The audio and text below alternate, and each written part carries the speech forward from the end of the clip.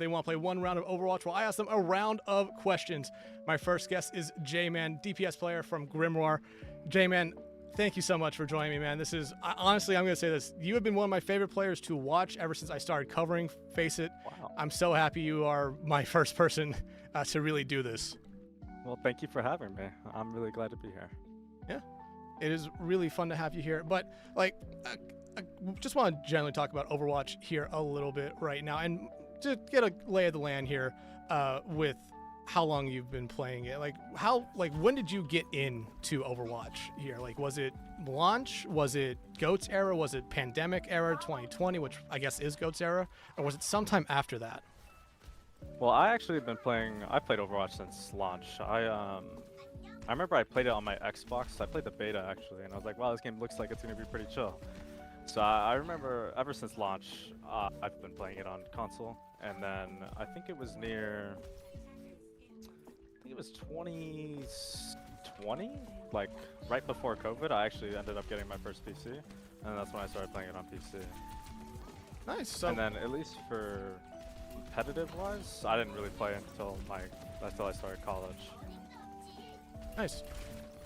I mean, hey, I'm kind of with you right there. Started with the beta and kind of just casually played it for a very long time. Never got good like you did. But like when you started taking that first competitive step with Overwatch, like when, like you said, it was around college, but what was like that first thing to let you know, like, oh, I can actually, be really good at this game? Well, I guess for it's a little bit more in depth than that. To start my playing career, my high school, I was actually fortunate enough to where my high school had a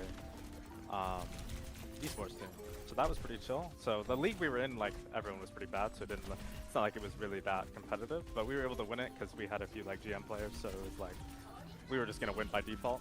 But after that, I went to ASU because that was just my state school, and then I realized that they had an esports team, so I just ended up yeah, why not? I did at my high school, why not do it in college? And then I don't know if you followed collegiate at all, but I was able to get 4 other teammates that had actually played the game competitively before. I think the biggest names would have been Angelic and Anhu. But we started a team with them, and I was like, wow, okay, these guys actually have hands. I can't be the only player that sucks on this team. So then I started to grind a lot, and then at this time, Anhu was on Shikigami, and then this is kind of how I started.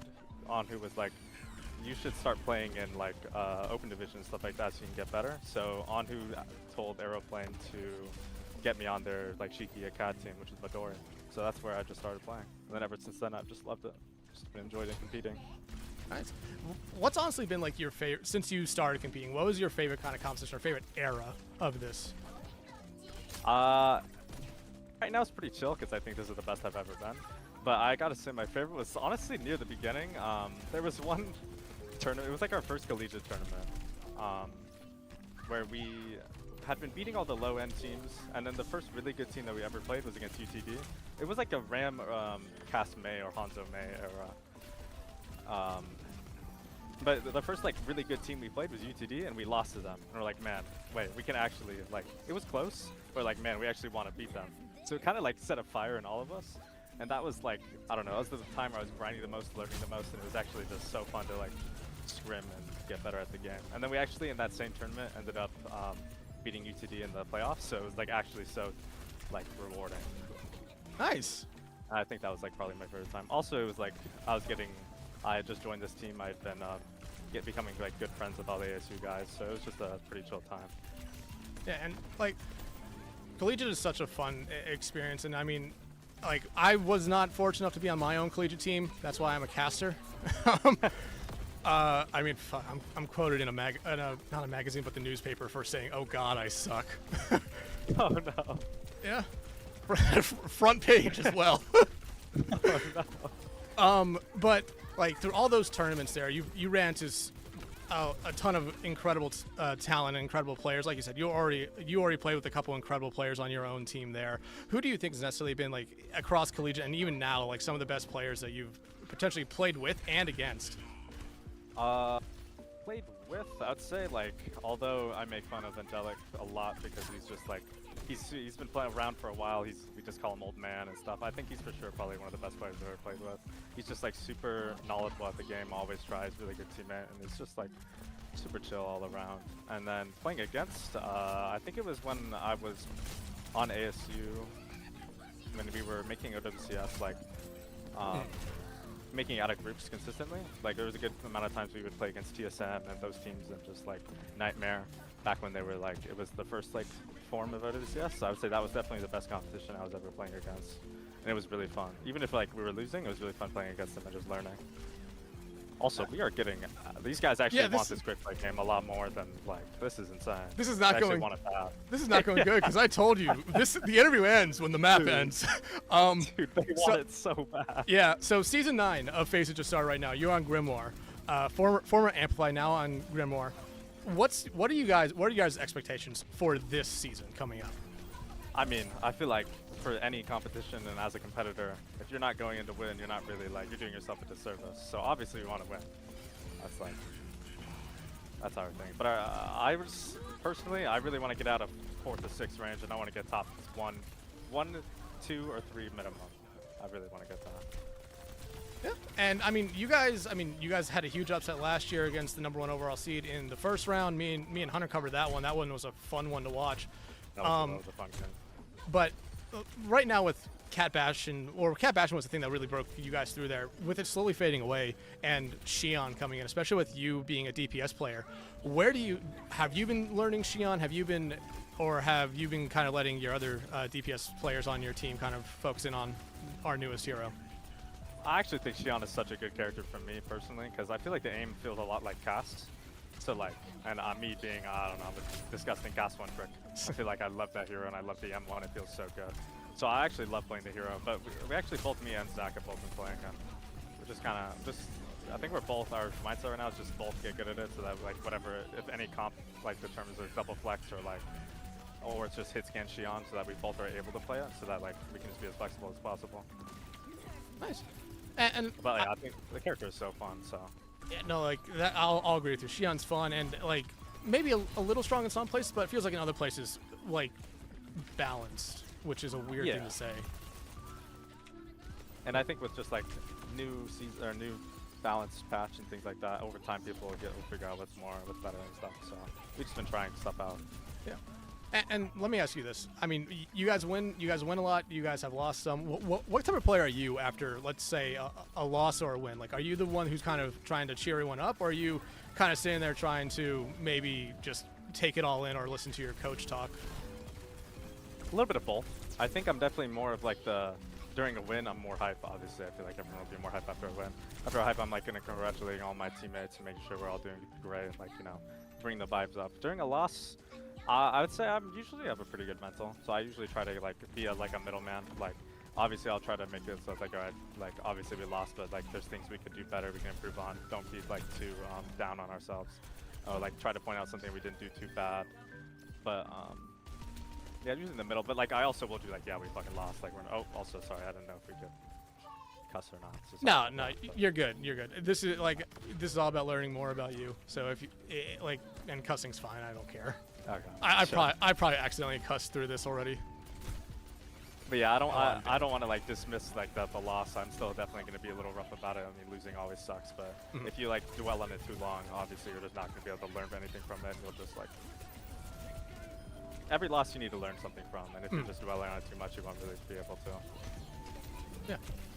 Let me ask you, as like you said, the dirty one trick cast you are, who are some of your like biggest inspirations when it comes to how you like kind of maybe molded your playstyle or learn, like, is there anyone you kind of molded your playstyle after? Yeah, I definitely got shit on by Chopper way too many times when I was first started playing, and I was like, wow, this guy's Thanos. So I would say Chopper is for sure one of the first skins that I actually started watching a lot of. That guy's too good. No, I will agree with you there. Chopper is an incredible player. Hey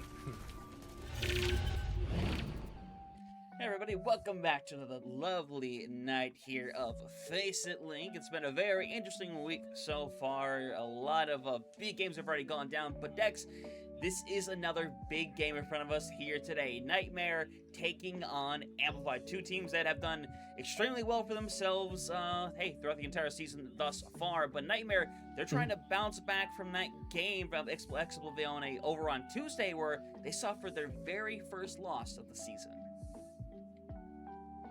Yeah, and Hunter, I think we've got to preference this game here with this. I think this is Amplify's first true test of the season here. I think it's going to be a good litmus test for them, because when you look back at their 4 games so far this season, they've been against all 4 teams that came up from the expert tier last season. So, again, some of those expert teams have done good. Some of those expert teams have kind of struggled.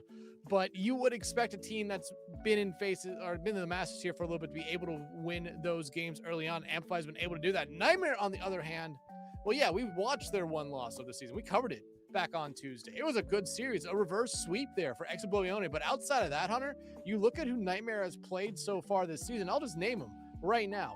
They played Extinction, Avidity, Elemental Normal, and Iliad Artemis. 4 really good teams, and Explosione. 5 really good teams, and teams you expect to be making the playoffs. Amplify is now their 6th straight team, which you probably expect to be making the playoffs here for them. But Nightmare has definitely had a tougher road so far this season compared to Amplify.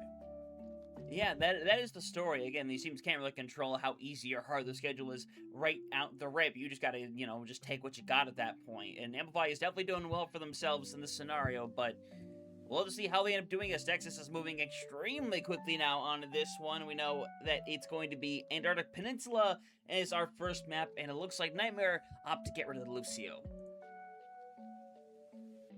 Yeah, and again, right now with how we're seeing stuff be played, Lucio has normally slotted into that first map ban here. And again, it's a very safe ban. However, I will say this. We know a little bit from last season when Amplify was known as Vivacity, that Axe might be generally one of the best Malgas here in this tier. In this tier right now. One of the best. They played a lot of Malga last season, was really the pioneer, I'll put in air quotes right there, for Malga becoming something a little bit stronger here, at least in Masters tier. So you really have to look at them as being something that you expect to see played every map. So you ban out the Lucio here, that means you deny the Mizuki ban from Amplify right now. I think it's a really good ban, but if you are Amplify here, do you go after the Sigma? Do you go after a DPS hero? I think you go after a Sigma realistically here, unless you really want to get rid of the Reaper, because you might be able to deal with the Mizuki a little bit better, especially on a control map. Yeah, I think it would be a little bit easier to handle in a situation like this, but I mean, obviously having the opportunity to ban either DPS or tank, there's a couple really reliable routes to go down. Again, we've seen how strong Sigma has been in recent times. You have Tracer, Sojourn, Tracer. I'm pretty sure I just said one of those names twice. We'll forget that fact. But Xion, also a really big threat right now, has to be considered immensely so. But people have kind of strayed away from actually banning out the Xion. I think teams have been generally comfortable just taking the mirror. But we'll have to see, as both these teams do have subs on their side, and we definitely have seen, at least from the side of Amplify, a willingness to sub in different players. I mean, when you have Brayden LCS temp sitting on the sideline, it's hard to not be tempted to put them in when they find their slots to be in there. Well, I'll say this already, Hunter. Based on what I'm seeing right now, it looks like Temp will be coming in for this first map. Makoto, though, I believe the player me and you were really impressed with last season, going to be starting off on the bench here. The other side, though, for Nightmare, I mean, Icy was the only player that we did not see from Nightmare during that entire Explosione game. Outside of that, Painkiller, Jutsu, YB, Virtual Peace, I mean, that looked like an incredible lineup there. For, I will say, about 3.5 of the maps, they were a really, really good lineup there. And like, again, I'm going to preference this again. This is, I think, the litmus test here, the bar setter for Amplify, because you've played, I think, some easier opponents so far. This is your really first true test. If they could realistically win a map or two here, I think that says a lot about Amplify. It does say a lot of Amplify if they do manage to pull that one out. Even just making this game close in general, you have to consider this team that very legitimate threat. Because you don't have to come out the other side of this game with a win to be considered a threat. Obviously, it'd be massive if you did. It would give Nightmare back-to-back losses, put them in a bit of a tough situation. But for Amplify to get that big win, to go 5-0, it'd be big. But even if they did push it to, 4 maps, 5 maps, and look strong in the process, you still feel confident with this team moving forward. But we'll have to see how much that confidence shines as the lineup's about to be finalized. And brought up earlier, the Sigma will be the second ban here. Yeah, and it makes a lot of sense. Like I said, you probably see the Lucio ban coming out here from Nightmare just because they probably expect to see the Malga come out here from Amplify, especially Axe. We know how good Axe is at that Malga. The Sigma ban, like I also said, you're either getting rid of the Sigma or you're getting rid of the Reaper this map. You want to be able to kind of play around with it. You can deal with the Mizuki. Looks like they don't want to deal with the Mizuki and the Sigma here, though. So they're going to be going with Sigma with their ban, which I think is honestly a really good ban considering what type of map Antarctic Peninsula is, especially after the reworks that we saw, where I think high ground presence and just playing around the points are a little bit more important than what they were in the past. I think you're generally right about that. Again, the game is constantly changing with what is strong and what should be prioritized, and that is one of those things that definitely has been more prioritized over the last few months. And Antarctic Peninsula is one of those maps where high ground control can be kind of important. There's only so much that exists on some of the subpoints, obviously, but you have to manage when you're going to drop down because it's not easy to get back up, especially if you don't have something like a Sigma that, hey, once you have that float, there's a ton of utility you have. Instead, you have to go down a different route, and that could very well be something akin to the Uramatra instead. Diva is super viable here. You could throw something like an Orisa even if you really wanted to, but again, you have Axe in there, the Maug is available. That might just be your starting tactic. Yeah, it really might be, as I'm I'm seeing the chat that Mega Ninja and Bunka Chunko are having right now in chat. But yeah, it's gonna be really interesting to see because again, I really do expect to see Malgus coming out, but you talked about a couple other tanks coming out, which would be really interesting to see. Orisa would be, I think, a good one. However, I feel like the biggest problem with Orisa, especially going into something like a Malga, is Orisa's just such a big target that Malga is gonna be able to punish. Granted, it's the same thing right back. I was thinking about it today, a weird thing considering I was thinking about it on my way into work, but Malgus is the widest hero in the game. The widest hero, I think, by a long shot. Hey, I call him the wall of meat for a reason. But you have to be able to kind of play around that here. Axe showing us it, but hey, you called it right. PK at least showing us early on it's going to be the Orisa from them, but look at everything else here. Again, you ban out the Lucio so that you can play that Mizuki here. Why be showing us that Mizuki? The other side, though, Hunter, I don't expect to see. I don't think you expected to see Cat Bastion on Antarctic Peninsula today, did you? Not quite. I don't know if it's the best map for it, but we have been terribly wrong in the past. We've also been perfectly correct in the past as well. So we'll just have to wait and see what kind of value it obtains here. As I mean, you're gonna have to be careful if you're Nightmare regardless. You now know this is coming. You see the cat peeking over the horizon, so you're gonna have to mind your steps.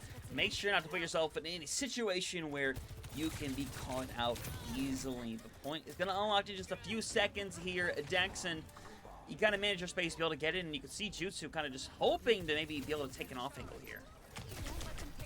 Yeah, and I like this right now from both these teams. They're both playing the poke out, but Marco's gonna go in, find Jutsu early on, and YB gonna be the next one to fall as well. Good start here for Amplify.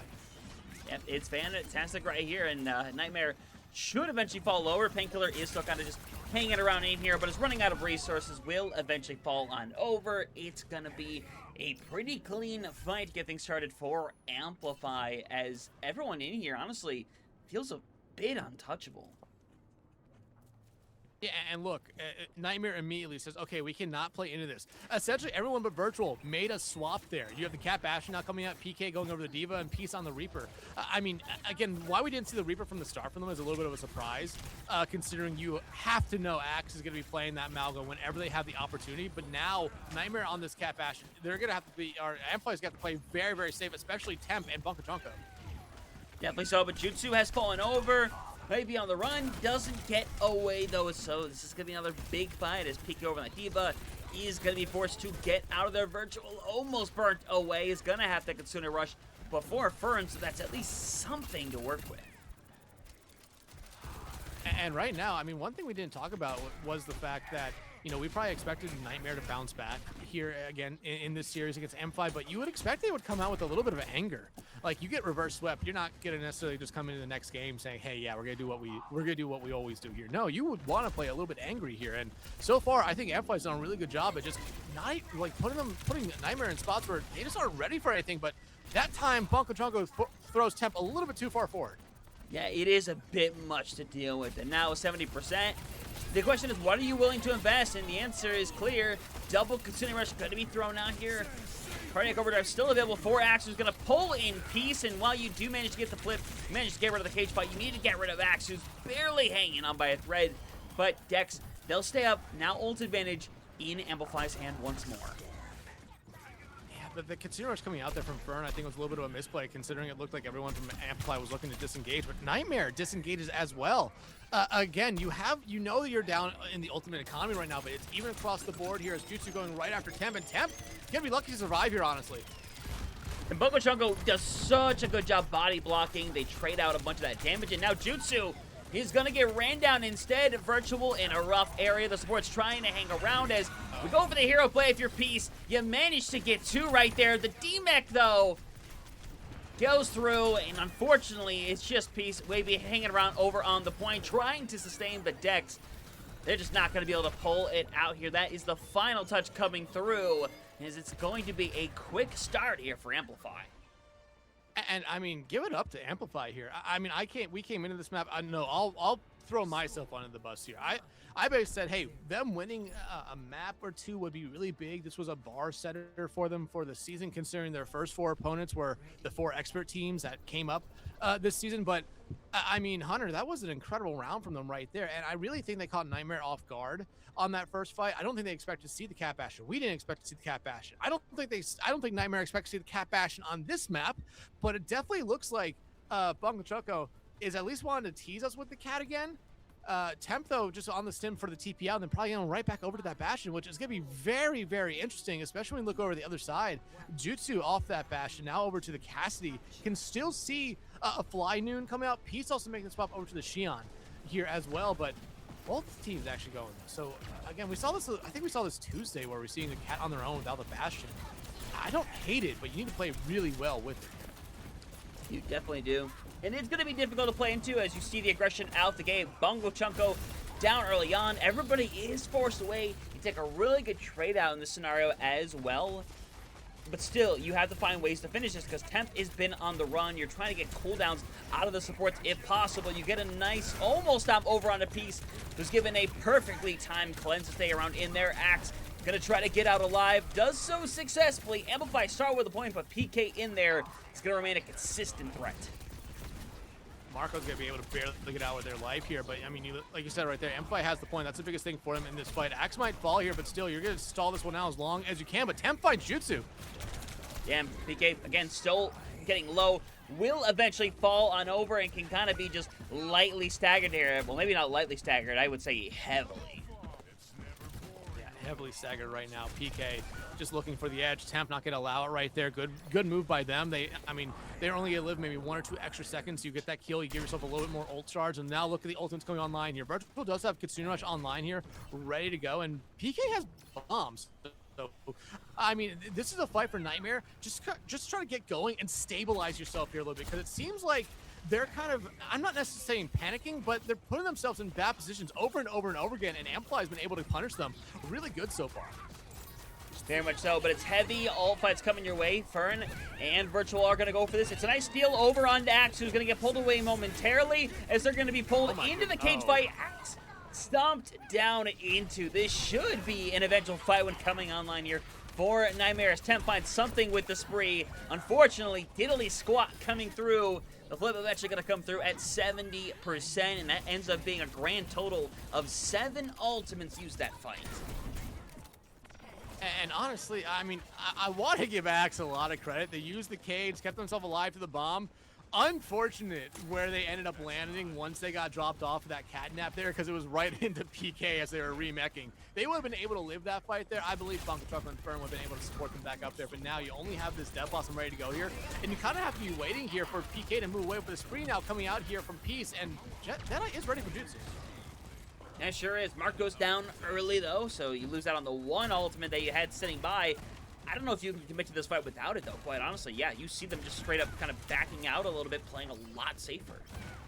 I think they're trying to bait Nightmare into this room here and punish them, but it's going to be very difficult right now because Nightmare's doing the right thing and just kind of poking their head in, especially with PK being able to fly in, fly out very easily right there. I think that's a really smart move by them. And, I mean, you see Jutsu being just tethered here or being grappled into the sky, so they're looking for Death Blossom out, though, and that's a huge misplay!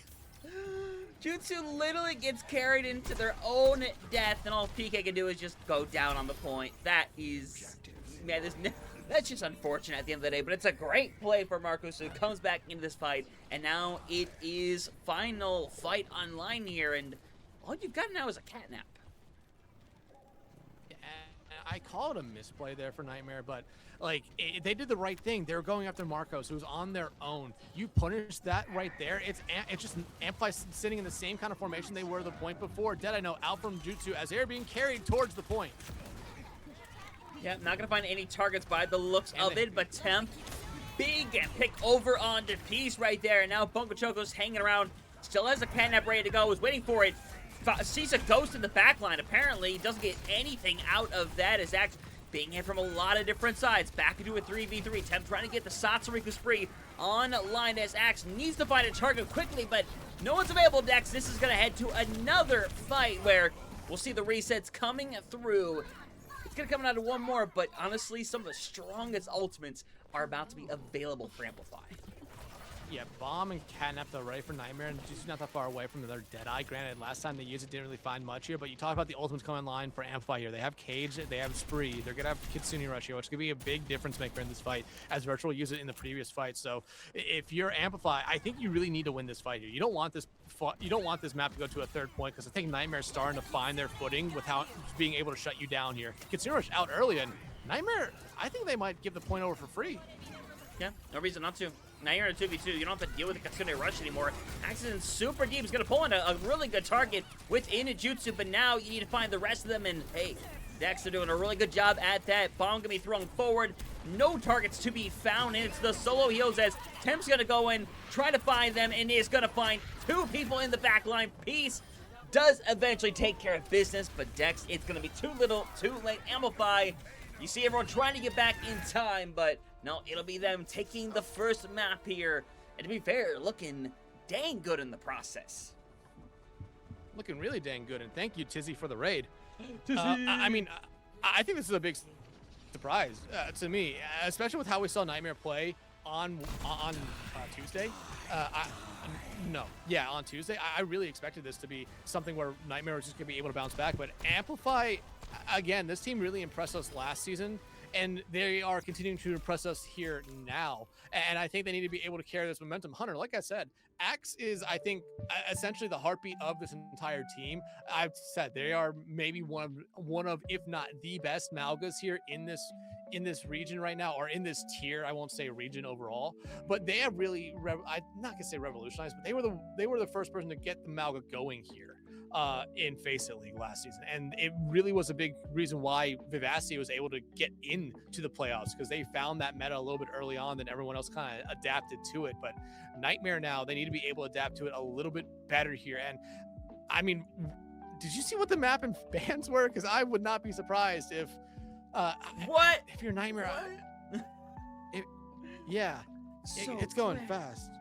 Yeah, I don't expect Nightmare to ban out the Malga here just yet, because I think you'd rather save it for next map potentially, where if you lose this map, you'll still have the first ban. And yeah, instead, Diva and Kiriko being banned here. I have to imagine the Kiri was Nightmare's ban, and the Diva was Amplify's ban, which I don't hate, especially going up to a map like Dorado, where just being able to get up to those high grounds is very important. Now you basically leave it to either the Hazard, Wrecking Ball, Doomfist, or Winston, which Hunter, me and you haven't really seen a lot of Winston at all this season in Faceit. We've seen it in some other competitions like Senju's Gold Cup and Copa America, but we haven't necessarily seen it yet in Faceit League here.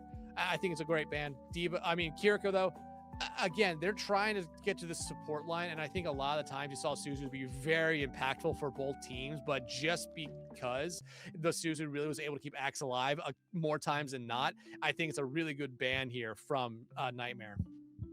Yeah, it really is. So we'll see if we can see the adjustment from Nightmare to tie up this series as we head over into a lovely Dorado. And hey, looking around the board, it's looking like, yeah, teams will stay the exact same in terms of their lineup. So No, it might. Oh, no, Makoto is back in. You are correct. Yes. You are correct. Yeah, Makoto coming in here for Marcos.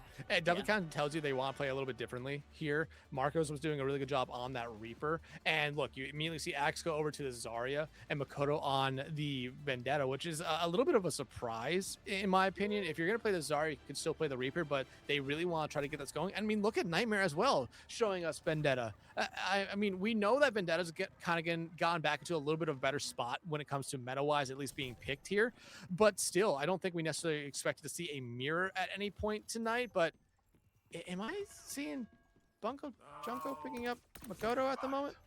Yeah, that is what's happening. They might be going for the big Bunko Slam, as a matter of fact. There's a chance. Is it trademarked? Yeah, I'm sure it's trademarked. It's gotta be, right?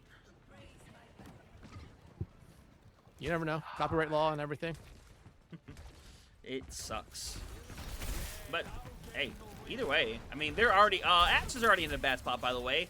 Got walled off for a minute. He is still alive, though, as Temp is going to find a really nice pick out the rip over onto Virtual, who was playing that Baptiste. Again, a character we see very rarely, quite honestly, as PK is going to be forced back with the rest of the team to take their reset. And this is a very, versatile comp to have to play into. Yeah, and again, I talked about seeing the Hazard come out here potentially because the Diva's gone and wanted to still play those high grounds, but it just seems like, again, maybe Nightmare kind of missed on what they expected to see from Amplify here, because I truly expected they would see the Malga here again, but Axe showing us the Zarya is a really good one. I just think they keep on missing that the Cat Bastion is still going to be a big play here for Amplify. It is still going to be a big play, I feel like. And again, it's finding value. Temp is fourth, way out, though. Eventually needs some care as Peace is trying to be in the back line, the 2v1 style, but it needs to find more than that. You have to eventually find these picks early on, but Makoto overplays the hand. It's massive as PK is super low, eventually falls. If Axe stays alive, this was well worth the time, well worth the commitment, as that's massive, but they're still losing people, so Axe probably has to prioritize getting out of here with this charge still online. Yeah, they're going to be able to back out here for free. I think Bunko eventually needs to kind of just go back and pick up Temp, which is exactly what they're doing. Temp could also just use an ultimate to buy them some time to get back here. But look, PK now going over to the Malga. They want to be able to pop these bubbles pretty quickly here. And I don't blame them for going over to this one here as a tree already out here now from YB. Yeah, Grab going to be ready to go. It's going to be tossed in. It's going to pull into multiple bodies right here. Deadeye going to be thrown. Gonna try to find it to somebody. Gets Makoto. It's a really good pick right now as PK got incredibly low for a second there. Still kind of struggling to get back in this fight properly. But you have three big ultimates still ready to go. Nano on to Temp, who is gonna go flying in. Burns away Jutsu as PK got their own Nano as well. But it's just not able to follow with it all that well. It's not here. And you look at the ultimates coming online for Nightmare. They're gonna have to fall back here. And if Amplify kind of plays it slow, you're getting into the area where it's not necessarily one fight territory, but it's definitely close, and you still have almost three ultimates ready here for Amplify. Now here comes one from Temp, basically just to keep themselves alive here, and you see all the investment going into just keeping Temp, as they're kind of in a bad spot right now. Yeah, he's still alive, though. Ults have taken a bit of a reset, but again, you have Stunning Blade, Catnap around the corner, but PK... biggest goal you can do is try to pull Axe into this one. Axe is only going to be able to defend themselves so heavily, and now backline going to go right for Fern, gets the initial stomp, but it's a really good sleep. Unfortunately, it's the instant wake up, and Fern is big time on the run. PK has got the move in, eventually falling over. Another big fight for Amplify. We're sitting in really good territory as they could stall out Virtual here to high hell. God. Yeah, and Virtual gonna get stalled out to that high hell. Or let's talk about as a low hell here, because hell. Makoto gonna be able to find them there. Makoto put to sleep for a brief moment, but I mean, right now, this Final Fight territory, you look at what Nightmare has here. They need to kind of play a little bit of a poke game here for about 10 seconds once they all get grouped up, because look at the ultimates they are about to have. Amplify does not have those ready to go here. No. Nightmare cannot afford to necessarily take this fight quickly. They have to kind of take it slow here at the moment. If they take it quickly and lose someone early on, this entire fight falls apart for them. Yep, and speaking of losing someone early, Jutsu down, and now already you've lost 2, and now Sundering Blade used in quick succession. Peace is going to be able to get rid of 2, but it's not going to be enough. This is going to be a full hold committed here by Amplify, and they only have to get 75 meters, Dex, to put us at match point. Yeah, again, just call me a doubter on this Amplify team. Again, I'm going based off of the 4 teams they played before this game here tonight and what we saw from Nightmare. And the teams Nightmare have played already this season. Like I said, before, or one thing we didn't mention, before that Ex-Oblivione game, Hunter, they had not dropped a map this season. And again, they've beaten some really good teams. You look over at Amplify, they won all 4 of their games against the 4 expert teams that rose up here. But in 3 of those 4 games, they at least dropped the map in one of them. They dropped the map in all but one of those games. So Amplify coming out here and really putting B to A right now onto Nightmare is, I think, a really big shock. It's something I did not expect, but they are playing incredibly well. And like I kept saying, it seemed like Nightmare last map and this map came out with the wrong prediction for what they thought we were going to be seeing from Amplify, and Amplify has just been able to punish them early because of it.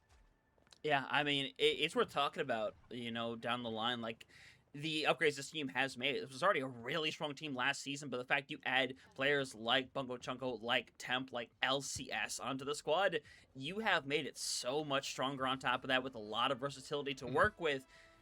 But in this situation, we bring it up so many times, can't take the foot off the gas. You need to go full pedal to the metal with this comp that knows how to take aggression and can take it extremely well.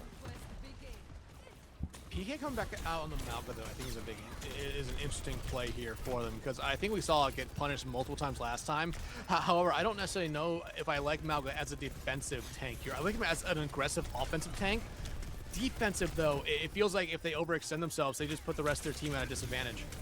Speaking of disadvantage, PK is still barely hanging on, but we see the run, and as Temp gets really low, eventually it's going to fall on over, as I think Makoto was looking for that sound slash down into the area of death, but eventually will fall over. And this is honestly Nightmare giving Amplify a bit of a piece of their own medicine, isn't it? Yeah, it really is. I mean, everything you're seeing right here is basically what Amplify played last map. And if you're Nightmare, you needed to start. You needed to start where you won a team fight pretty handily. And look, you're getting swaps out from the other side. You are forcing Axe to go back to Malgo. However, that's not a sentence you really want to hear ever here. We know how good Axe is on Malgo, but I think right now you have to look at Temp and Bunka to be able to shut down Jutsu and YB on the other side, because that was something that really helped them out last map when Nightmare was mirroring the Cat Bastion. Exactly. You see how far back Temp has to sit, by the way. This is not how you should have to play this Cat Bastion style. Being so far back, forcing Axe to take the big brunt of things. You're hoping somebody exposes themselves enough, as PK does get forced out of the fight partially. You've gotten half the distance you needed, but again, Temp down early. The Cat Bastion is gone. And maybe you're already considering something differently, because Temp is just getting flushed out every time. Yeah, and it's hard for the Cat Bastion on this map. The defensive Cat Bastion is going to be able to position themselves a lot better coming out of spawn, because you're already kind of in a big choke right there. And you see it already as Temp and Bunka are coming out of spawn, and YB and Jutsu are kind of just being able to pump in damage here. But I like this move from Amplify, trying just to get on the high ground. But the nano on the Jutsu is going to have to be a quick play here for Amplify. Yep, and it's thrown directly back. Jutsu gets extremely low, will end up falling over. And it's going to be a big fight win, and you need to get this card moving right here. 3 bodies on. If you can get rid of PK, this thing might just be done and over with, but PK should be able to commit to one more touch, but what will it do? I don't think they'll be able to commit to one more touch here, Hunter. Yeah, no, they might have had a chance, but it's a perfect catnap to keep them in place long enough. Amplify now already on match point in the series, and for Nightmare, you want to count last game? This is now 5 map losses in a row. Yeah, and I mean, it's going from something where we were looking at that Ex Oblivione series after 2 maps saying, yep, Nightmare's just picking up right where they left off from all their other series. Looks like they'll be able to finish this series quickly. And now it's gone to what happened with this team. And granted, we've seen good teams in the past have these moments where they struggle. Early on in the season, though, for a Nightmare squad that is really incredible when you look at it on paper here. Not what you expect, but Amplify, give them a lot of credit there. Give Bunka Chunko a lot of credit there as well. I love the smart play of them using that catnap to pick up PK right there. It was a really smart move, honestly, to just be able to say like, hey, we know that PK is going to be the touch. We catnap them. There's no touch there. And Amplify, they had the ultimates to still play with it there. I still believe they would have won that fight, but you'd never know sometimes. So great play all around from Amplify so far as they continue to impress. And Hollywood is going to be our next map hunter, and Reaper is going to be the ban. It is an interesting decision. One I don't necessarily hate, because I think the Reaper has still found value overall. And Hollywood is outside of maybe second, to some degrees, that Reaper can find a ton of value, just something you don't want to be able to have to mess with, because I think they proved they could deal with the Cat Bastion by matching their own, but they're having other issues when it comes to the other side of the DPS. So I don't mind this at all. Plus, it's not like an overreaction to the Vendetta that, to be fair, was kind of hit or miss on the value that you were getting. So I like this. We'll have to see how it works, though. Yeah, but again, I feel like I realistically feel like the Reaper ban is showing that Nightmare still wants to play this Cat Bastion a little bit here. Because I would have been banning out the Bastion, I would have been banning out the Cat here, or banning out the Malga here realistically. But you look at this as another dive map, and you know PK is good on the D.Va. D.Va was banned out last map by Amplify, so it's going to be there for Nightmare, and you're hoping that's going to be the spark plug that really gets this team going right now. For Nightmare, because they need to find something here. They need to find a gear, because realistically they haven't found that gear just yet. Yeah, second point of Antarctic was close, but that's the closest this series has realistically been so far.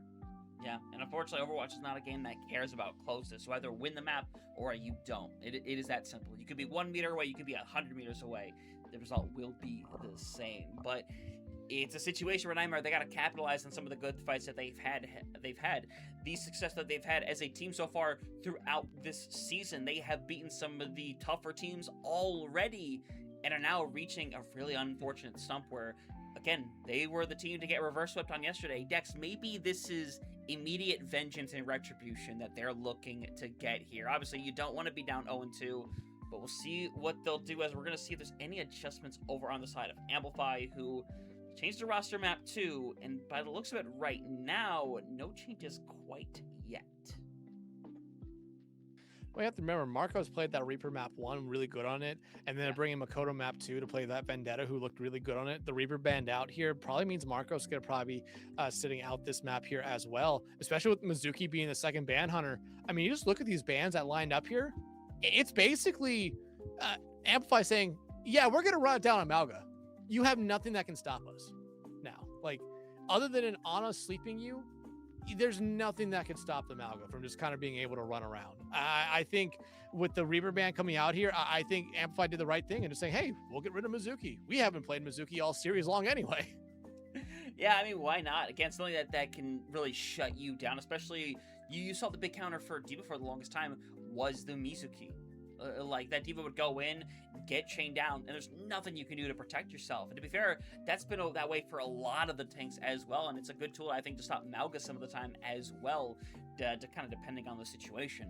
But we will see if Nightmare's going to be able to bounce back from this, or maybe an uncharacteristically quick night for them on this side of the field, as it is going to be Amplify that are attacking first. Yeah, I mean, it's Nightmare that gets to pick what side, who attacks first. I think Amplify attacking first is the right way to go. You always want to be on defense second here. But again, if you're Amplify, you've done everything right so far this series. I don't think you really necessarily want to change anything right now with how you're playing. Axe gonna start on the Zarya. I'm not gonna say disappointed, but kind of a little bit surprised, considering like you get rid of the Mizuki here, but still you can get rid of the Mizuki and it does actually kind of play into Zarya a little bit more, knowing that Sanctuary is not there. And yeah, granted, it's a really small thing to say, yeah, they're getting rid of Mizuki, so the grab doesn't have anything that could eat it up here. But, you know, you see PK already on the Sigma and or over to the Diva. But again, I think this is a thing right here where it's Nightmare saying, okay, hey, we expect you to play this Malga. We really expect you to play this Malga. We have this, wow, wait, Axe? Okay, you're just shouting to get out. Okay, fair. Yeah, but you have PK on the Sigma because you want to be able to stop the Malga from charging in, but instead you have a Zarya now, and I think the Sigma, while it plays okay in a Zarya, it's not as good as into the Malga. Yeah, not quite. Well, we'll see if it kind of finds value here, as PK is already kind of having to be hit from so many different sides. Getting force back is going to be sped out here, but honestly, just forcing out the tank already is really massive. You see pieces in the back line, eventually taken out by Makoto, being headhunted down. Jutsu on the high ground needs to find some value really quickly, but is getting forced out of it really quickly as well. They're going to be able to get the first tick here without too much issue. The second one potentially as well, as Jutsu is barely alive, but they need to find somebody to get this touch. It looks like it's going to be PK. It has to be PK here, but I don't think PK's going to be alive enough to do it or be even anywhere near the point. Yeah, you find Makoto, but the point is capped here. And right now, I mean, Jutsu needs to keep going here for Nightmare. If they can get a cleanup, it would be huge for them. Yep. And hey, an Axe goes down. Looks like you're going to find the full wipe eventually. But the question is, how long can you end up holding here? Because no ultimate's online quite yet, but we are getting extremely close, especially PK, who will have the Flux. Yeah, and again, like I said, if you, like, Jutsu cleaning up there was huge for them. If that was a fight win for Amplify right there, they get the card push, they're going to be able to get a lot of space there because they were essentially got a team kill or first fall far back enough there from Amplify. But Fern finding Peace out early on is not who you want to see fall first, because really, that's an initiator who's going to be playing right beside PK a lot here. Yeah, a ton here. And now Tony Rush going to be able for Virtual and Fern as well. It can be awkward where you decide to take this. You might commit to a drop here pretty soon. At least like a partial drop and use to continue Rush. But yeah, that's exactly what's going to happen. They're going to move in on that. But smart from Fern right here realizes the situation is simply going to hold on to the ultimate. And if Axe can stay alive, you can recommit relatively quick. Oh. Rush comes out, but you lose temp here right now. But I don't think that's necessarily going to pull you out of this fight here as they decide to double down to it. But nice Suzu coming out there from Virtual to keep PK alive.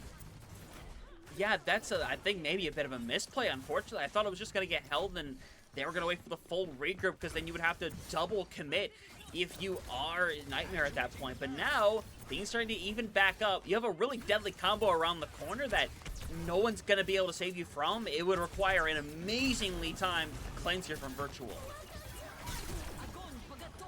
Oh, wow.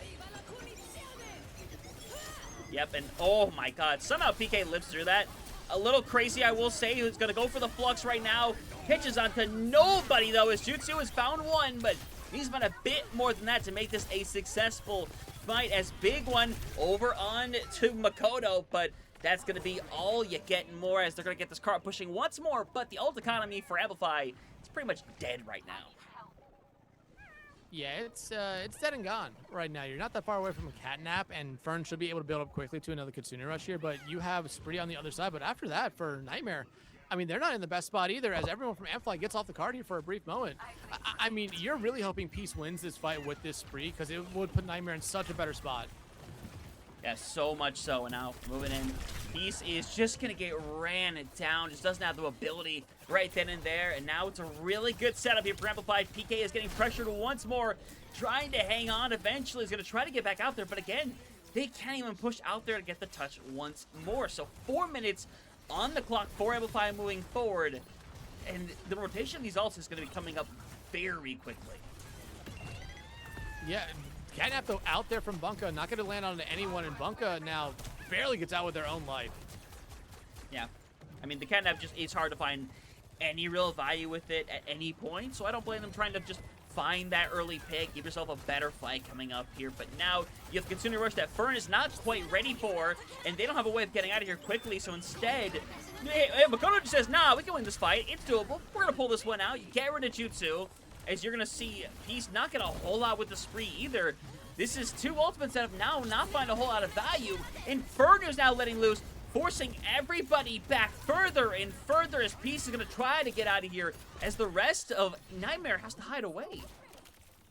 Yeah, they have to hide away. I love what we're seeing so far here from Amplify. Nightmare, they're not playing scared. They're playing smart here, but just look at how much pressure that you're seeing Amplify really put onto Nightmare right now. They are starting to second-guess themselves here a little bit, but Virtual Find and Makoto is such a huge pick here, Hunter. You do not understand that for Nightmare. That's rough, but PK falls over, so now you may feel confident at this point to maybe go in this fight quickly and try to find it, but Peace becomes the pseudo tank, and there's nothing you can do here, buddy. I gotta be honest with you. You're gonna grab, though? That is such a risky play, and it's kind of working for the moment. Sundering Blade coming out, does miss, but they have the touch. PK has to get the touch there. They're gonna be able to do that right now, but right now PK has to sit on this card, and eventually they will be able to hold on to this one, but I mean, you're at the doorstep right now. Temp is going to need to back up to get the bubble right there to keep themselves alive. But again, I think if you're Amplify there, you're okay with that fight. Yeah, you would love to have grab back, but you almost completed the map. But look what you got out because of the grab. You got out the artillery there from Jutsu. YB had to use their orbital ray, and PK had to use flux. You're in a better spot right now. Yeah, Makoto used Sundering Blade. You would love to have that one back as well, but in the ultimate economy, you're okay with how it's looking right now, even though Virtual's going to have this Casino Rush online. Yeah, very much will. I mean, Fern's so far behind in comparison. Virtual going to let this loose, and to be fair, there's not a whole lot you can really do in response. They're going to go for it. Axe and Makoto are going to be getting rough spots out the rip, and Axe is good as gone. And with your tank gone, reset will come through. The bright side is Fern will be able to have their own Kitsune Rush here in pretty short time. But if you're Nightmare, you've really found an anchor here on this final point. And Axe getting off the Zarya here now, going over to the Mauga. I think it's a little bit too late for it. PK already has all the perks online, which I think makes the Sigma a little bit better. But Axe should be able to build up their own perks here. But you look at the other side, Blizzard and the artillery about to be online for Nightmare. Two really good ultimates at just being able to buy space, especially with how much time is left. That might be all you need to do, just keep buying space. Even with the 3 ultimates about to be online here for Amplify, those 2 ultimates that Nightmare's going to have are really going to have to do numbers here for them. Yeah, Priest is going to come out. Axe is going to try to get out alive. Will be able to. Roast spot right now. It's a great stun, but Temp falls over anyway, and Peace, just the pseudo tank that they are on that May, is going to be able to sustain it through. Axe going to be thrown back. Makoto in the back line trying to find some kind of source to go after. Is definitely pumping in damage, but with 40 seconds left on the clock, it's going to be final fight territory, and Amplify has reached a complete standstill. Yeah, and if you're Nightmare, this is what we've been waiting for from them. They haven't been able to consistently stop Amplify this entire series here. You see them down 2-0 right now, but look at what they have, Hunter. Artillery, Orbital Ray, Flux, not that far away from yet another Kitsune Rush. And the only thing that Amplify has, well, Sundering Blade. Axe could build up to that cage, but it's not going to necessarily be enough here as the artillery is out on the back line. In particular, Temp over to the Sim. Very late swap. Very late swap, but now you're going to be able to go in, recommit the touch. Overtime is here. Axo needs to stay alive. Makoto needs to find value too. You can't afford to hold on to anything here. This is everything thrown in right now. Cage fight's there. It's not gonna find anything. It's just everything thrown out here. And unfortunately, you just don't get what you need in that time. So it's an excellent hold here on the final stretch here by Nightmare. They give themselves a win con to maybe start at the reverse sweep, but still stopping them there, that is half the battle. Hunter, I think we're kind of seeing parallels to the EXO and Nightmare series from Tuesday at the moment. I mean, again, it was EXO that found a way to complete Circuit Royale in overtime. I think the fact, and again, it's not, Amplify didn't complete the map here, but Nightmare held them, which is a big thing. A really, really big thing for them. They needed to find some momentum. They haven't found their footing this entire series. You were always struggling into it, and you held them. You gave yourselves, like you said, that win con that you desperately needed, because you haven't had a win con this entire series just yet.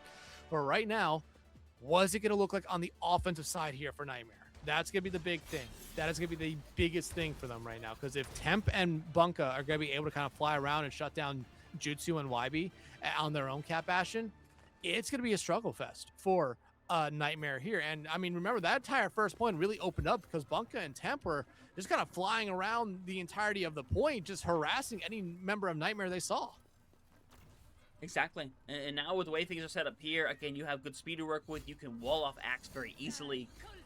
I wonder how long Axe potentially has to stay on the Zarya, because if immediately Peace finds the value within these walls, this comp can be shut down extremely quickly, and Axe might be in a situation where you're simply forced to play something that can survive through those walls.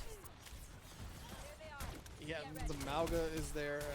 We know the Malga is there, but you're also kind of looking at Bunka in the situation as well, dropping Temp to try to pick up Axe. And I think in that situation, you're okay with it. But look at all the space that Amplify is giving here early on. They do not want to be trapped up in that wall, but Axe gets trapped in the wall. However, Peace taken out. Yeah, really good. And now big charge already built up there for Axe, who's going to eventually help force everybody back. And that's what you need. You need to find these early picks on the DPS line and stop Nightmare from being able to so easily advance forward like they just did. Yeah, again, Amplify is trying to bait them into this kind of play, and it worked out that first time. Nightmare now is going to know what they need to do here to really slow them down. I think that's going to be, or to really just try to discourage Amplify from doing that here again and again. But you already see them falling into the same trap right now as the Ice Wall can come out the same spot, but I like Nightmare here just staying on point.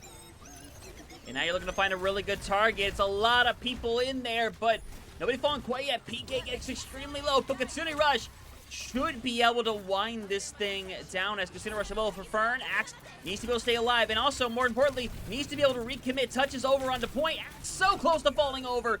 Big Accretion is eventually going to do it, as the first point going to be done here rather quickly for Nightmare.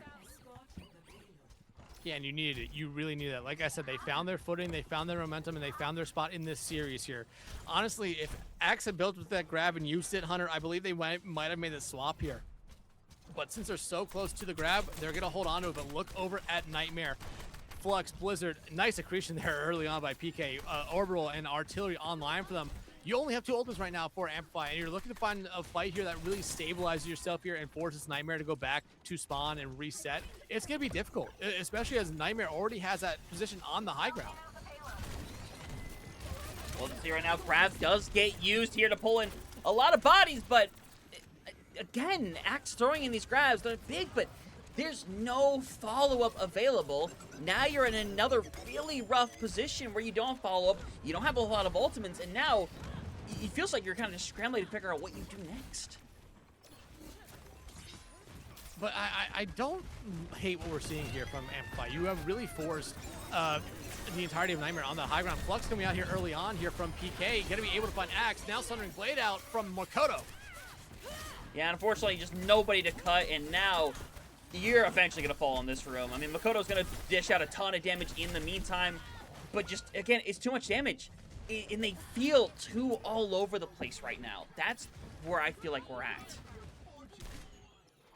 Yeah, I mean, this Sigma's really starting to find its footing right now. I think Axe's Zarya has looked great, but I just don't think it's working right now, especially with our Peace being able to kind of ice wall them off, or ice wall really anyone off from Nightmare right now. It's going to be the big difference here. Makoto on this Vendetta might necessarily be time to make that swap here for them. I don't think the Vendettas necessarily find the value you're truly looking for. Yep, I don't know how you saw Temp barely get through the wall on that one. Crazy stuff. But it's a good position. Freeze going to be used. Axe is going to be able to at least maintain presence eventually on this drop. And that's how it's going to have to go down. You drop down over on the point.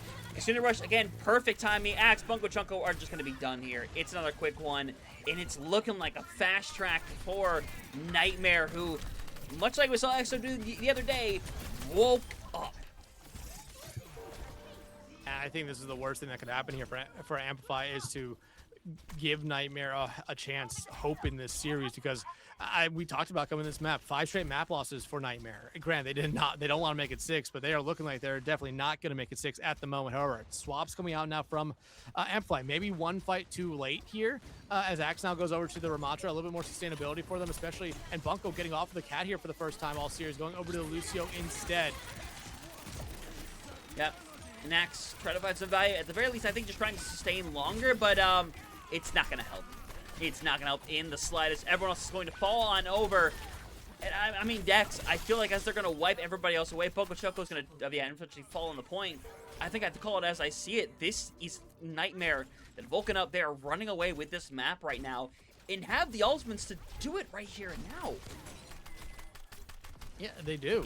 I mean, you can immediately come in and just wait for Peace to build through that Blizzard, but it's going to be Jutsu getting everything going here with their artillery and Temp. They're all on artillery and Tempa. Yeah, Tempa's not going to live that. Yeah, it was not going to happen. And now, Thundering Blade, last line of defense. Peace does go down. Lots of sustainability here, still alive though. Peace going down was pretty integral, I will say. But everybody is still alive, no matter how much Makoto is swiping away at them, which means the reset is going to happen very quickly. And one thing I've really liked about Nightmare so far this round is whenever they lose one person in a fight, they normally back out and just regroup here. You saw in the first fight of the map where they lost Peace, lost one person there, backed out, let the ultimate be used, and now Temp back over to the sim here very late. It might work out a little bit better here on the defense side. Might freezing me thrown out here. Annihilation going to be used, and as Temp is hanging in there, Axe does end up getting frozen as someone needs to get back to this point. It's a 3v4. Temp is not going to find value. Fern struggling to find value. Axe hanging in there trying to get the form back. Does for the moment, but the rest of the team, I mean, is just so far away. They're still in spawn. Dex, this is going to go for a fourth map, and unfortunately, that second half did not look particularly close. No, it really didn't. And you started to see it there. Nightmare slowly started to figure it out. They slowly started to break it down, and everything started working for them. This was the Nightmare team I think we expected to see coming in to the night, realistically. And Amplify, like I said, maybe they need to see a couple swaps here and there. Axe, I think, made a good swap at the end over to that Ramatra. I think it was a little bit too late, but Makoto sticking on that Vendetta throughout the entirety of the round right there, or the entirety of the map, I think was a big thing that I'm not necessarily going to say held Amplify back, but didn't necessarily help push them forward either here. But hey, if you're Amplify, you have you're still on series point. However, now that pressure starts to build on them. They really cannot afford to lose this map. Yeah, and I mean, they haven't picked yet, but honestly, New Junk City, Ban Sigma, actually they banned Sigma earlier on. They can't ban Sigma. Well, you can ban out you can ban out any tank here just to make sure you protect. Yeah, Servasa, that makes sense. Flashpoint makes sense here. You could easily ban a tank to make sure that, hey, you can just run them out good no matter what. Or you could go after something like the Juno instead, which was used pretty heavily there. Was finding a lot of value for Nightmare. But again, if you don't ban out a different tank, they're gonna ban the Malga here, right? I think, haven't we already seen the Malga be banned? Have we? I'm happy to be wrong. I'll be honest. No, I don't think we have. Again, at this point, if you protection ban it here, I think you're kind of just saying like, hey, we need this Malga to win. So I honestly think you just say, hey, we're gonna pick something else. We'll let you ban the Malga out here because we've seen Axe is already okay playing that Zarya.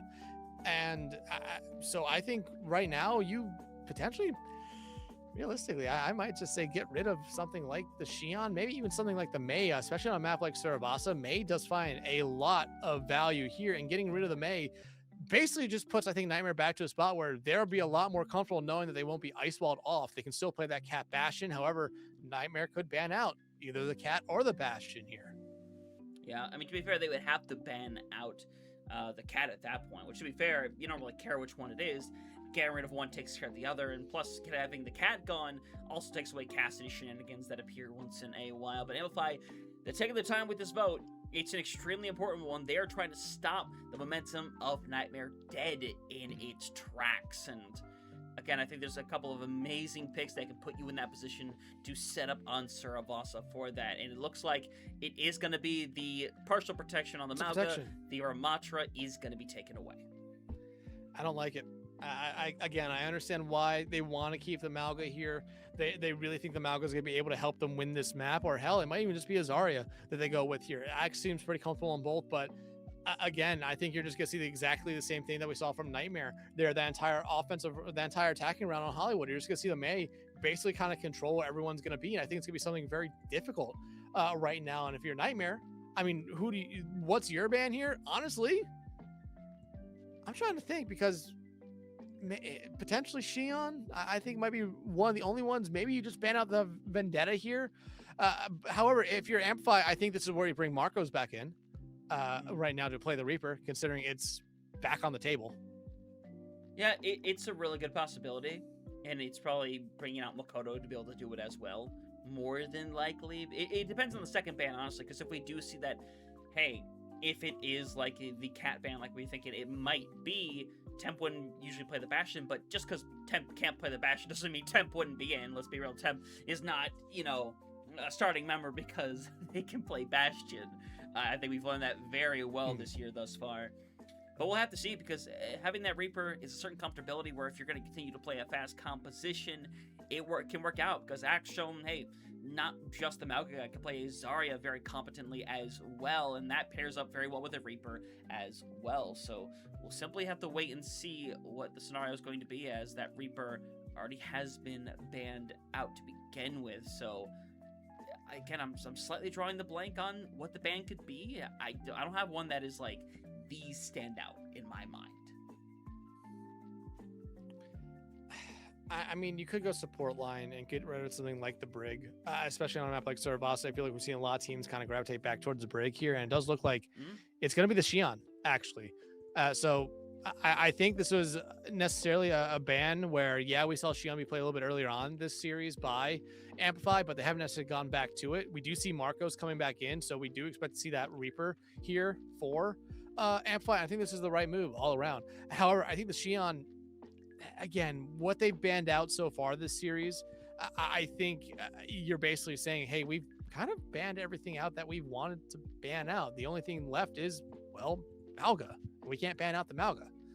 But I don't know. I think Xion's just an okay one. We've seen Nightmare play more than Amplify, so it's kind of that double-edged sword. But I think if you're Nightmare, you're kind of sitting there saying, like, who do we realistically ban out here?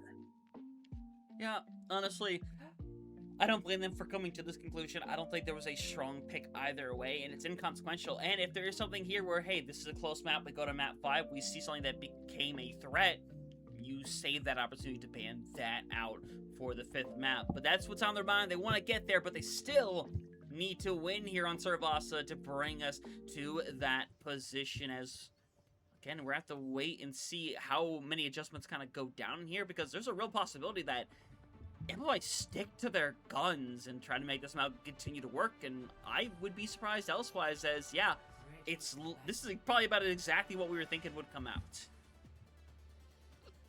Yeah, like straight up, the May being here basically just means that Axe is gonna have to play very safe, almost a little bit passively on this Reaper. I mean, on this Malga, I mean. But you look over at Marcos right now, just the TP and then probably over to the Reaper. They're gonna have to play very well here. I mean, you have a lot of stuff on the other side that can actually shut you down. Now, I mean, PK on this on the stick can accretion you. Peace can just ice block or ice wall you off. Virtual can throw out that Suzu.